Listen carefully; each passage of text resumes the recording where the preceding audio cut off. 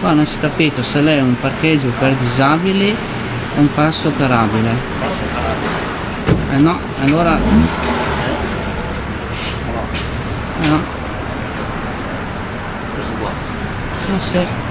Assessore, buongiorno, ma siamo di fronte a un passo carabile o un posteggio riservato ai disabili qua?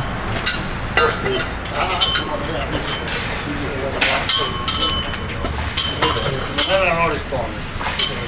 No, perché ci dovrebbe anche spiegare come mai i cassonetti delle immondizie fino a ieri erano sopra gli stalli qui appena disegnati per i posteggi delle auto. Ieri erano stati messi qua sul marciapiede e oggi sono spariti. E dov'è la loro collocazione?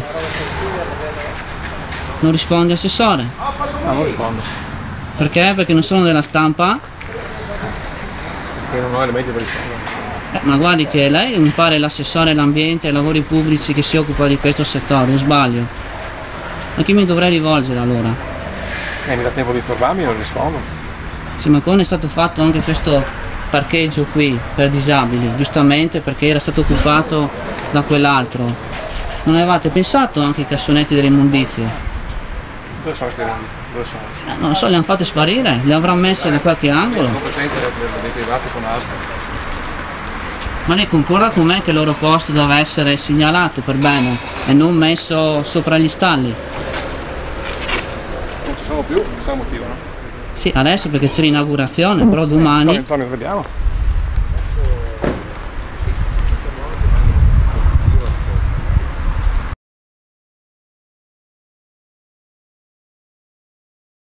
Riccardo, mi ha fatto una domanda al quale l'assessore Simonella mi ha nominato una risposta. Riguarda il posteggio qui dei disabili, che ne hanno rifatto uno, accanto a quello, sai, che è stato occupato dalla casetta dell'acqua, però prima è uscita una vettura, per cui non si capisce se lì è un passo carabile o un parcheggio per disabili.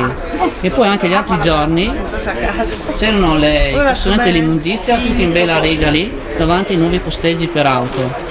Risposta? Non si sa. Non ho saputo darmi una risposta.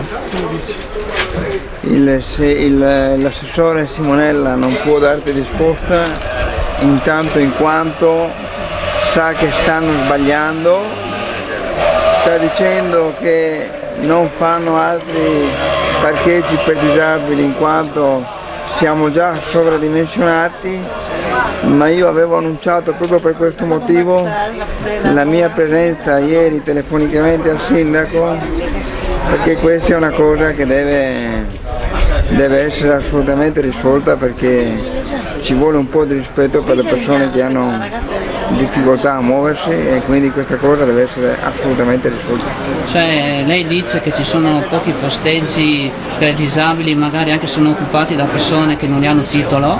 Esattamente, cioè ci sono molti casi a Portogruaro come in altre città di persone che si prendono il lusso o la licenza di occupare dei posti per disabili per i quali non hanno nessun diritto di stare, e quindi già ce ne sono pochi e quei pochi cerchiamo di tenerli liberi per le persone che hanno veramente bisogno.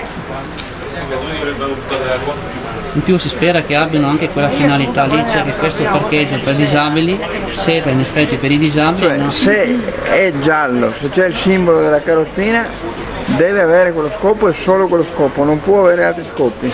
L'assessore in realtà è imbarazzato perché evidentemente sa di essere in torto e sa che oggi che si inaugura la casetta dell'acqua questa situazione non è stata risolta, anzi è aggravata. Da quello che lei mi dice, da quello che ho sentito in questi ultimi minuti, la situazione si è aggravata. E vedremo nei prossimi giorni se risolveranno la questione. Casomai siamo pronti a fare un'azione di forza assolutamente non violenta, che però porti alla conclusione, alla soluzione di un problema che non ha più motivo e non deve esistere, e non avrebbe mai dovuto esistere un problema del genere, perché siamo fuori dalla storia, siamo fuori dalla cultura, siamo fuori da ogni regola di educazione e in questo caso l'amministrazione è indifferente.